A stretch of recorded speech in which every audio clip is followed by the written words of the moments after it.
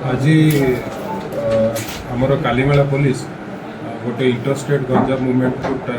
truck करिकी एवं धरिकी गोटे केस करिछु जोटा कि Kalimela PS case number 180/26 registration होइछि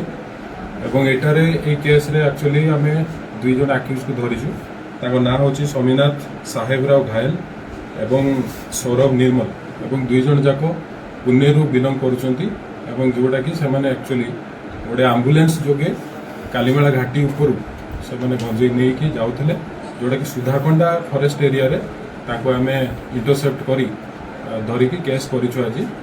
जोटा कि आमर गोटे बहुत बड़ सक्सेस कि इंटरस्टेट मूवमेंट को ट्रैक करने जोटा कि गंजेई को मूवमेंट को आम बहुत दिन ट्रैक रखीलु कि एमती खबर पाउलु कि एमती गंजेई ट्रांसपोर्ट होची जोटा कि आम्बुलेंस जोगे सेटा फर्स्ट टाइम पे आम ट्रैक करिछु एठी जे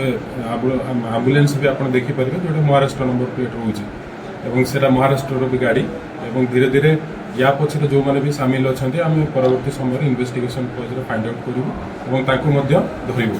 और ये ट्रैक टाक पूरा नेटवर्क टाक भी आम जल्दी धरबू एमती आम मालकानगिरी पुलिस सब ट्राए करी भी गंजा नेटवर्क अच्छी धरवाई आगुरी आम धरीचु जमी कंटेनर रे कंपार्टमेंट तैयारी करके हो कि कंबल जोगे जो यूपी रू आसिक जो मैंने कंबल गंजेई पूरा के ट्रांसपोर्ट करूँ कि आज आम्बुलेंस हो जहाँ भी हो आम सब ट्राए करूँ केमती सब जिनस को क्राक करने सब नेटवर्क को बस्ट करने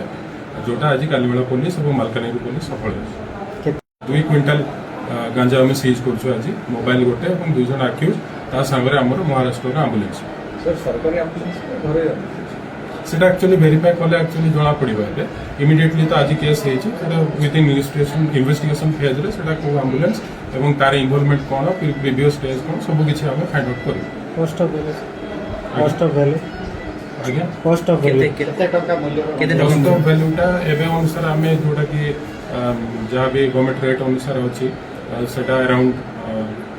6 लाख पाखापाखि